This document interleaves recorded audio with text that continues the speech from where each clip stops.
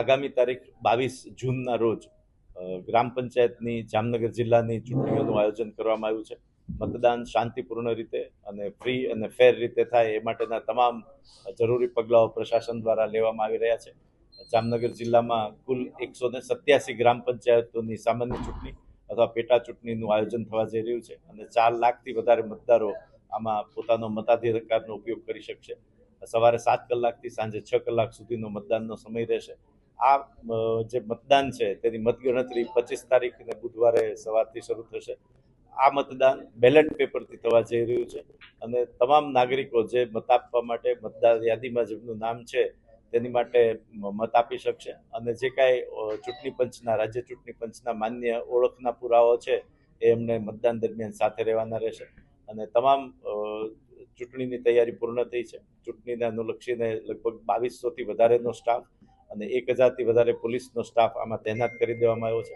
58થી વધારે ઝોનલ ઓફિસરો આમાં ફરજ ઉપર રહેશે અને મતદાનની પ્રક્રિયામાં તમામ કોઈ પણ પ્રકારની તકલીફ ન થાય તે મુજબની વ્યવસ્થા પ્રશાસન દ્વારા કરવામાં આવી છે અને લોકો નિર્ભીક રીતે પોતાના મતાધિકારનો ઉપયોગ કરી અને પોતાની પસંદગીની ગ્રામ પંચાયતની રચના કરે તેવી આપના માધ્યમથી અપીલ કરવામાં આવે છે. આપના કલેક્ટર સાહેબ આપને બતાવ્યું છે કે 22 તારીખના જે ગ્રામ પંચાયતની જે ચૂંટણી થવાની છે, ટોટલ 187 જે ગ્રામ પંચાયત છે ત્યાં ચૂંટણી થવાની છે. દરેક જગ્યા આપણા જામનગરના ટોટલ 12 પોલીસ સ્ટેશનના ક્ષેત્રમાં આ ચૂંટણી થવાની છે. દરેક પોલીસ સ્ટેશન વાઇઝ અમે એક ક્યુઆરટીની ટીમ રાખી છે. આને અલાવા જે દરેક તાલુકા છે, દરેક તાલુકા વાઇઝ એક ડીવાયએસપી અને એએસપી લેવલના ઓફિસરની ત્યાં નિમણૂક કરી છે.